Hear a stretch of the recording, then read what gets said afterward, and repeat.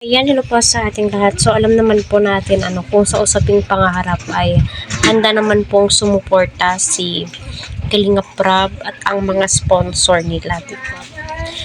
Which is, alam po nilang nakakabuti sa kanilang mga beneficiary, diba? So, yun naman po talaga yung napaka-importante sa lahat. So, hello po Team Edsy.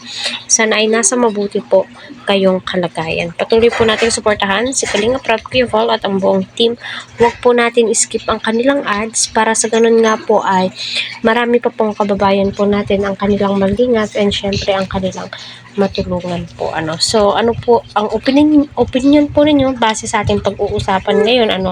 Kung itutuloy nga ba ni Viancy ang kanyang desisyon, no? Kung ano yung nasa puso ni Viancy, i-grab po niya yung opportunity, kasi para sa kanya po yan, no? Para sa kanyang kinabukasan, kasi nga po kailangan na mag-aral dahil nga po hindi naman po always na andyan ang Team Kalingap, no? Dahil nga po alam naman po natin marami pa ang nangangailangan ng tulong habang andyan ang Team Kalingap. So kailangan mong mag-ipon ng mag-ipon, kumbaga mag-imbak ng mag-imbak, no? I-save yung mga pera na ibinibigay, Pero alam naman po natin lahat, no? Matalino po si Viancy at alam niya kung saan niya ilalagay ang kanyang pera, diba? So panoorin po natin para maintindihan po ninyo. Kung ano yung lolo niya, ano daw pangarap niya. Sabi niya, lolo, ano daw siya, taros daw siya para siya na lang mag-alaga. Ay, nung mamatay, biglang na siya. Biglang nagbago yung pangarap niya. Naging flight attendant. Ano niya, dati talaga, nurse ang gusto niya. Lola niya, kay lolo niya. Tapos namin daw pag tumanda. O isa kata, hindi na inabot ng dalawa. Kaya yung flight attendant na yun.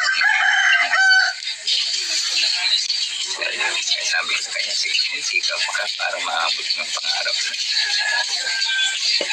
Kasi yan lang naman kahit pa sabi ko, kahit anong hirap, makakaya mo yan. Kasi pero yung kahit hindi wala pa po yung Kalinga, talaga.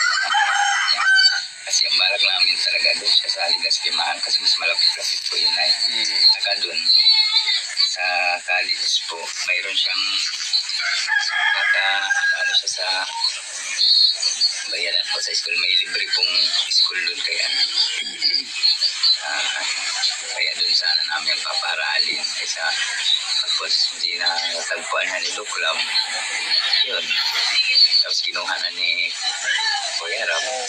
Sabi ni, huwag na daw magpuntang trabaho. Dito na lang daw magpatuloy ng pag-aaral. Kaya yun. Hanggang ngayon, nandito siya sa Pero kung wala siguro, doon talaga siya mag-aaral. So, ayun po mga ka-Team Edsy, no? Ang gusto po ni Viancy ay maging nurse. So, alam naman po natin kung gaano ka-stress ang pagiging nurse, pero kung gusto po niya, yun po yung nasa puso niya, grab it. Habang andyan ang Team Kalingap,